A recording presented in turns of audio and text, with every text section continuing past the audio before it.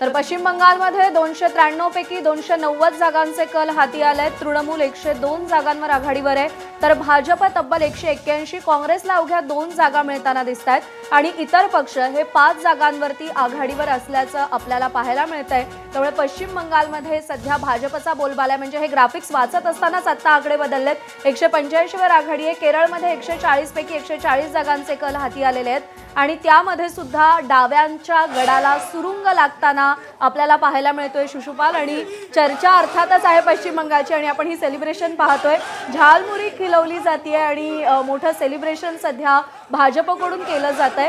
पश्चिम बंगालबद्दल जेव्हा आपण बोलतो त्यावेळी कदाचित काँग्रेसचा परिणाम तृणमूलला भोगावा लागलाय की काय अशी चर्चा होते, पण त्या काँग्रेसला सुद्धा फक्त 2च जागांवरती आता आघाडी आहे। त्यामुळे काय अजून एक गोष्ट ऍड करावीशी वाटते, यावेळी रसगुल्ल्याची जागा झालमुरीने घेतलेली आहे सेलिब्रेशन मध्ये। काँग्रेसला 2 जागा पश्चिम बंगालमध्ये मिळणं म्हणजे काँग्रेससाठी 200% यश म्हणलं पाहिजे, कारण मागच्या इलेक्शनमध्ये काँग्रेस शून्यावर होती आणि त्याच्या आधीच्या इलेक्शनमध्ये काँग्रेसला ज्या काही 40 जागा होत्या त्या 40 जागा एका निवडणुकीत भाजपकडे शिफ्ट झाल्या आणि काँग्रेस शून्यावर होती।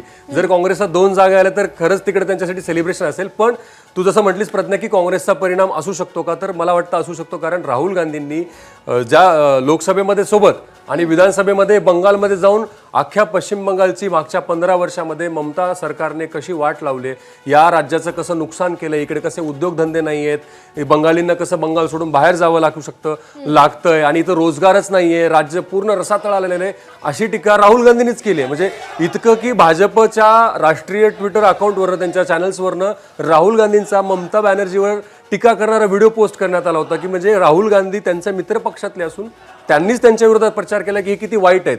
भाजपला तर म्हणजे अनेक जण असं म्हणतात की भाजपचं अर्ध काम काँग्रेसनेच केलं की तिकडे तामिळनाडूमध्ये, पण हे आपण त्याच्याकडे दुर्लक्ष करून चालणार नाही की भाजपने खूप मेहनत केली आहे। मागच्या 2 इलेक्शन जे आहेत 10 वर्षापासून भाजप तिकडे पाय रोवून आहे, प्रचंड मेहनत करतोय। अमित शहा आता 15 दिवस तिकडे होते, मायक्रो मॅनेजमेंट जसं सुधीर भाऊ आपल्याकडे काही वेळापूर्वी बोलले की त्यांनी जर पाहिलं तर मागच्या विधानसभा निवडणुकांचे जे निकाल लागलेले होते आणि त्यामध्ये भाजपनं जी मुसंडी मारलेली होती पश्चिम बंगालमध्ये, तेव्हाच हे म्हटलं जात होतं की कदाचित पुढच्या टर्ममध्ये ममता बॅनर्जी येणार नाहीत आणि पुढची टर्म ही भाजपची असेल। तेव्हापासूनची म्हणजे फक्त प्रचाराच्या काळात नाही तर गेल्या 5 वर्षात भाजपनं जे पश्चिम बंगालमध्ये मॅनेजमेंट केलेलं आहे त्याचा हा परिणाम आहे का? नाही, मागच्या निवडणुकीमध्ये सुद्धा कदाचित तितका याच्यापेक्षा मोठा विजय मिळाला असता भाजपला, जे 70-77 जागा आल्या भाजपच्या, तर त्याच्यापेक्षा अजून मोठ्या आल्या असत्या।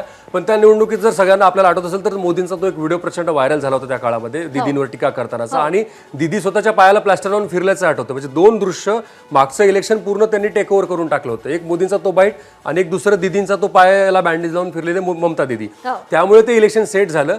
दीदींना भाजपला जे अपेक्षित होतं त्यापेक्षा मोठं यश त्या निवडणुकीमध्ये मिळालं नाही, पण जसं तू म्हटलीस की त्यावेळेसच प्लॅनिंग असे अंदाज वर्तवले गेले होते की 2026चा जो निकाल असेल तो त्यांच्याच बाजूने असेल आणि भाजप प्रचंड शुअर होतं, कारण 2024च्या लोकसभा निवडणुकीमध्ये प्रद्या भाजपला 19 खासदार बंगालने दिले, जिकडे 29 खासदार जरी तृणमूल काँग्रेसचे जरी असले तरी भाजपला मोठं यश लोकसभेमध्ये 2024च्या मिळालं। त्यानुसारच भाजप 120 पेक्षा जास्त विधानसभा मतदारसंघात पुढे होतं। म्हणजे भाजपला फक्त 20 मतदारसंघावर जेन्युअनली काम करायचं होतं, जे भाजपने केलं आणि आता भाजपने बंपर विक्ट्री आपण बघतो, 185 पेक्षा जास्त जागा जवळपास पुढे भाजप। निश्चित आपल्यासोबत राजकीय विश्लेषक अशोक वानखेडे सर सध्या आपल्यासोबत आहेत। सर नमस्कार, आपलं स्वागत आहे। पश्चिम बंगाल, तमिळनाडू, केरळ, पॉंडिचेरी, आसाम या सगळ्या राज्यांची सध्या जोरदार चर्चा आहे आणि आसाम असेल, पश्चिम बंगाल असेल आणि तमिळनाडू असेल, या राज्यांमध्ये सध्या जे चित्र पाहायला मिळतंय आणि जे परिवर्तन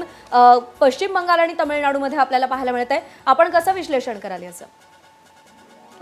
तमिळनाडूमध्ये तर 60 वर्षापासून AIADMK आणि DMK हेच आलटून पलटून येत होते आणि जे यंग जनरेशन होतं त्यांना कुणीतरी म्हणजे एक नवीन आशेचा किरण म्हणून त्यांनी विजयांकडे पाहिलं आणि बरेचसे फॅक्टर होते विजयांचे।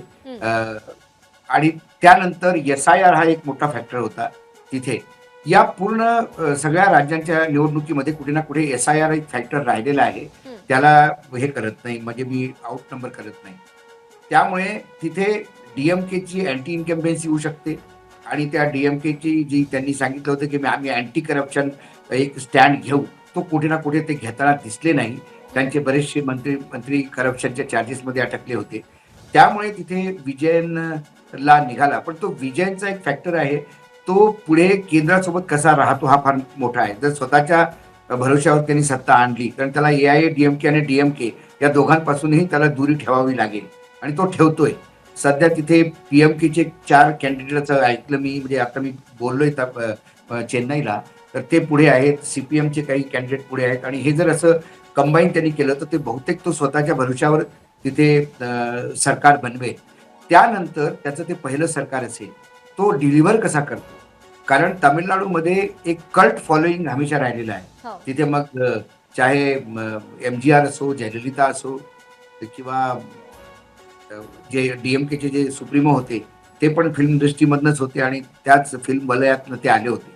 त्यामुळे आता पण तिथे आपल्याला कमल हसन सुद्धा एक असा एक एक्झाम्पल आहे की तिथे तो कमल हसननी पार्टी लॉन्च केली आणि तो मग एकदम शेलमध्ये चालला गेला कारण त्याला लोकांनी तिथे पसंत नाही केलं. पण विजयनचं एक वेगळं वलय होतं तिथे आणि त्यानंतर विजयन सत्तेत जर आला तर तो एक मोठा आहे. पण DMKचं जाणं हे, कारण आता जर आपण पूर्ण भारताचा फुटप्रिंट पाहिला तर भाजपा विरुद्ध प्रखर बोलणारं असं दक्षिणमध्ये कोण होतं तर DMK होता. अजून कोणीही प्रखरपणे बोलत नव्हतं. त्याची जागा तो विजयन घेईल का हे तर वेळ सांगेल. दुसरा TDP ऑलरेडी BJP सोबत आहे. KCR डिप्रेशनमध्ये आहेत आणि काँग्रेस तिथे ऑलरेडी कर्नाटकमध्ये आहे. तामिळनाडूमध्ये लेफ्ट आणि काँग्रेस हे अल्टरनेट येत राहतात. आता तिथे काँग्रेस तामिळनाडूमध्ये AIADMKला जे 70-75 जागांवर आघाडी मिळते, भाजप आणि AIADMKच्या इकडे अलायन्स आहे.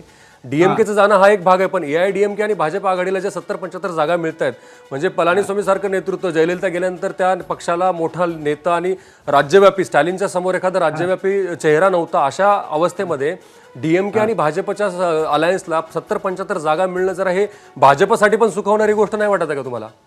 नाही, भाजपासाठी सुकवणारी गोष्ट नाही, कारण भाजपा अजूनही द्रविडियन पॉलिटिक्समध्ये आउटसाइडरच आहे. मी तुम्हाला सांगतो, AIADMK जरी भाजपासोबत असली तरी AIADMKने निवडणुकीपूर्वी लगातार हे स्टेटमेंट दिले होते.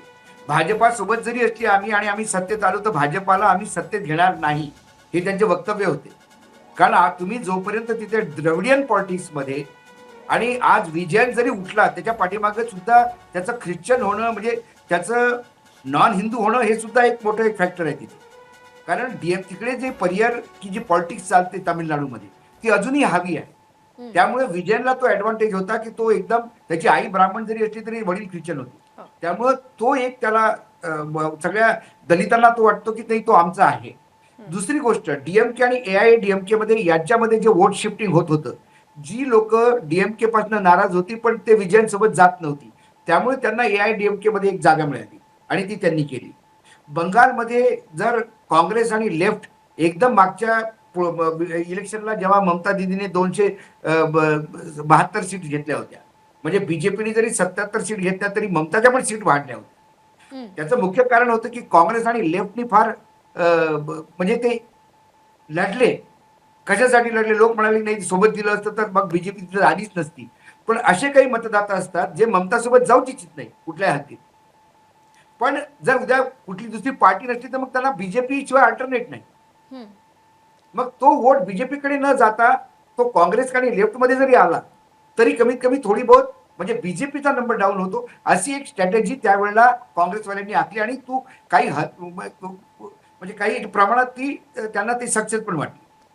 पण यावेळचं वेगळं आहे. यावेळचं बंगालचं इलेक्शन हे मी पूर्णपणे निवडणूक आयोगाला क्रेडिट देतो याचं, पूर्णपणे.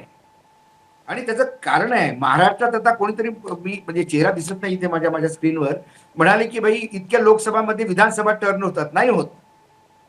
मागच्या वेळेला सुद्धा त्यांच्याकडे जेव्हा 18 सीट होत्या लोकसभेच्या, त्या हिशोबाने त्यांना 126 यायला पाहिजे होत्या तर 77च आल्या. नाही होत टर्न.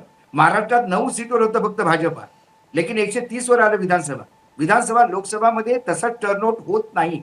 जनरली 99% होत नाही जोपर्यंत तुम्ही क्लीन स्वीप करत नाही तोपर्यंत.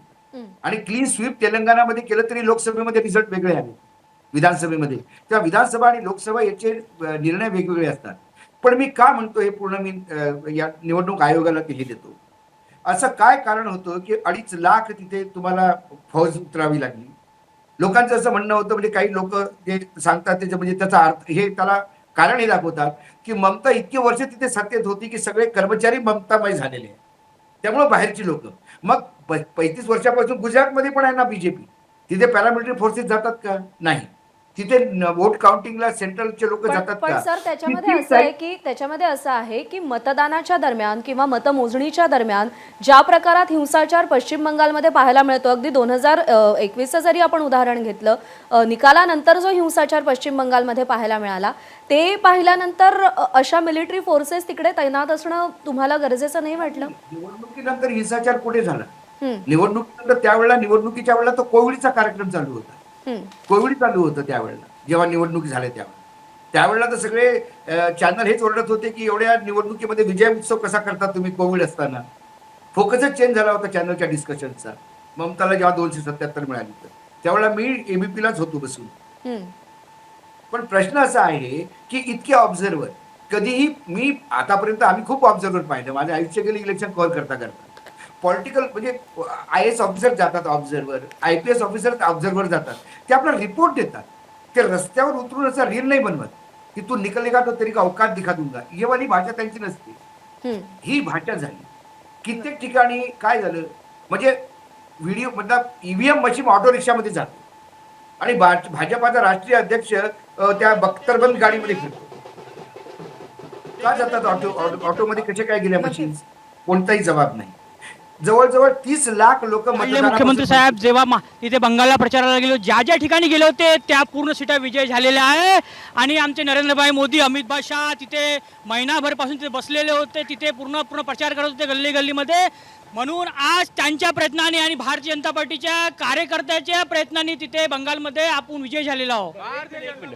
आपण बघू शकतो की ते विशेष करून तुम्हाला आश्चर्य वाटेल की हे कप कशासाठी ठेवलेला आहे. मात्र यांचा स्वतःचा चायचा व्यवसाय आपण बघू शकतो. हे पाठीमागे यांचं चायचं दुकान आहे आणि आज विजय डिक्लेअर झाल्यानंतर ते इथे नागरिकांना मोफत चहा वाटणार आहे. त्यासाठीची ही तयारी देखील आपल्याला पाहायला मिळते की चहासाठीचे जे कप असतात ते देखील इथे आलेले आहे आणि एक प्रकारे जल्लोषपूर्व तयारी आहे आणि जल्लोष आमचा दिवसभर असा चालणार आहे. काही आणखी कार्यकर्ते आहे, काय भावना आहे तुमच्या? पश्चिम बंगालचा विजय म्हणजे खऱ्या अर्थानं श्यामाप्रसाद मुखर्जी जे जनसंघाचे पहिले अध्यक्ष होते, ते पश्चिम बंगालमधून आले होते, त्यांच्या आत्म्याला खऱ्या अर्थानं शांती मिळालेली आहे. अखंड भारतचे स्वप्न जे आहे भारतीय जनता पक्षाचं, आज ते पूर्णत्वात आलेलं आहे. भय जो होता पश्चिम बंगालनं तो भय पळालेला आहे. आतंकवाद पळाला आहे. पश्चिम बंगाल निवडणुकीत भारतीय जनता पक्षाचा विजय म्हणजे बांगलादेशचा पराजय समजावा लागेल. हा पराजय पश्चिम बंगालमध्ये भारतीय जनता पक्षाचा विजयमध्ये बांगलादेशचा पराभव, अशा प्रकारे भावना आहे. आणि आपण बघू शकतो की ढोल ताशाच्या गजरामध्ये इथे कार्यकर्ते जल्लोष करायला त्यांनी सुरुवात केलेली आहे आणि एकंदरीतच संपूर्ण देशामध्ये भाजपच्या कार्यकर्त्यांमध्ये एक आनंदाचं वातावरण पाहायला मिळत आहे. कॅमेरामॅन मिथुन आत्मनेसह तुषार कोहळे, ABP माझा, नागपूर. नागपूरमध्येही भाजपच्या या विजयाचा जल्लोष केला जातोय आणि असं सांगितलं जाते की मुख्यमंत्री देवेंद्र फडणवीस पश्चिम बंगालमध्ये ज्या ज्या मतदारसंघांमध्ये प्रचारासाठी गेले होते त्या सगळ्या मतदारसंघांमध्ये भाजपनं आघाडी घेतलेली आहे. आपण खरं तर काँग्रेसचे प्रवक्ते अतुल लोंढेजी आपल्यासोबत आहेत. अतुल लोंढेजी, जसं सांगितलं जातंय की भाजपचं स्वप्न साकार झालेलं आहे, कारण पश्चिम बंगालमध्ये सत्ता मिळवण्याचं मोदी शहांचं स्वप्न पूर्णत्वाकडे जाताना दिसतंय. मायक्रो प्लॅनिंग जे काही भाजपनं केलेलं आहे त्यामध्ये यश मिळताना दिसतंय आणि भाजप आणि तृणमूलच्या आकडेवारीमध्ये तब्बल 100 आकड्यांचा फरक आहे. भाजप 194 जागांवर आघाडीवर आहे तर तृणमूल 90 जागांवर आघाडीवर आहेत आणि त्यामुळे मोठा धक्का तृणमूल काँग्रेसला आणि ममता दीदींना. तामिळनाडूमध्ये देखील सत्ताधाऱ्यांचं पाणीपत होताना दिसतंय आणि तिकडे TVK सारखा नौखा पक्ष 106 जागांवर विजयी आघाडी घेताना दिसतोय. आपण अतुल लोंढेजी तुमच्याकडे येऊयात. जसं सांगितलं जात आहे की भाजपचं स्वप्न साकार होत आहे, मात्र काँग्रेसचं स्वप्न कुठेतरी भंग होताना दिसतंय. केरळमध्ये तुम्ही विजयी वाटचाल करताय, मात्र तामिळनाडूमध्ये मोठा धक्का आहे आणि इतरही राज्यामध्ये मोठा धक्का तुम्हाला बसलेला आहे. कसं एकूणच विश्लेषण कराल या आजच्या निकालाचं? नाही, असं आहे की केरळ असेल, खालती तमिळनाडू असेल, आंध्र प्रदेश असेल, इथे भाजपचं अस्तित्व नाही. तिथे पेरियार, तिथे द्रविडियन पॉलिटिक्स आहे. तिथे भाजपला एकदम बाहेरचं मानलं जातं. भाजपचं तिथे काय अस्तित्व नाही आहे. AIADMK सोबत असले तरी त्यांच्या मला वाटते 2-3 सीट्स आहेत आणि केरळमध्ये त्यांचं आता 1-2 सीट काहीतरी दिसतात आहेत. चंद्रशेखर वगैरे असतील ते तिथे त्यांचं अस्तित्व नाही आहे. तिथे ते SIR केलं, इलेक्शन कमिशननी कितीही काही केलं तरी तिथे भाजपचं अस्तित्व नाही आहे. पण मला फक्त काही गोष्टींचे प्रश्न विचारायचे आहे की शिवेंदू अधिकारी CRPFची गाडी वापरतात, त्याच्या गाडीमध्ये बसून ते प्रवास करतात, बख्तरबंद गाड्या तिथे नेल्या जातात, 2.5 लाखाची तिथे आर्मी लावली जाते, 91 लाख वोटर सोडून द्या तुम्ही, 27 लाख वोटर जे आहे त्यांना मतदानच केलं जाऊ देत नाही. म्हणजे याच्या जबाबदारी न्यायालयाची नव्हती का की 27 लाख वोटर जर बाहेर होतं म्हणजे त्यांचं ॲडज्युडिकेशनच झालं नाही, त्यांना ते मतदार यादीच्या बाहेरही गेले नाही आणि ते मतदार यादीच्या आतमध्ये राहिले नाही, त्रिशंकू राहिले ते, तर त्यांना आपल्याला त्यांचा निकाल पूर्ण लावायला पाहिजे नव्हता, ॲडज्युडिकेशन पूर्ण करायला पाहिजे नव्हतं आणि तसं मतदान करून मग जर निवडणुका झाल्या असत्या तर खऱ्या अर्थानं आपल्याला म्हणता आलं असतं की बा निवडणूक फ्री अँड फेअरमध्ये इलेक्शन झालेलं आहे. आता ज्या दिवशी मतदान सुरू होतं त्या दिवशी शिवेंदू अधिकारी हिंदू हमको वोट कर रहा है, हिंदू हमको वोट कर रहा है, हे अशा पद्धतीचं धर्मवाचक वाक्य जे आहे त्यांनी वापरलं. इलेक्शन कमिशनने त्याच्यावर कारवाई केली का? नाही केली. म्हणजे एक प्रकारचं नॅरेटिव्ह सेट करायचं की गुंडे गुंडे आहे, गुंडे आहे, गुंडे आहे. तर मग तुमचं सेंट्रल फोर्सेस काय करत होते इतके के दिवस? मुंह में आप सेलोटेप नहीं लगा सकते, किसी को बहुत दिन तक जूती के नीचे आप नहीं रख सकते हैं. सभी उभर के आए. हमारी डिग्निटी चाहिए, हमारे एम्प्लॉयमेंट चाहिए, हमारी सुरक्षा चाहिए, जो सब भाजपा सरकार से उम्मीद करके बैठे हैं. तो भाजपा इस बार भाजपा करके वोट दिया जनता ने. तर आपण पाहू शकता की कशा पद्धतीने भगवा गुलाल जो आहे तो कार्यकर्ते केसरिया गुलाल बाजार में खत्म हो गया ऐसा सुना है. बोलिए. केसरिया गुलाल बाजार में कोलकाता में खत्म हो गया, आप लोगों ने इतना खरीद लिया. नहीं, हम लोग और ये राम राजत्व होगा पश्चिम बंगाल में.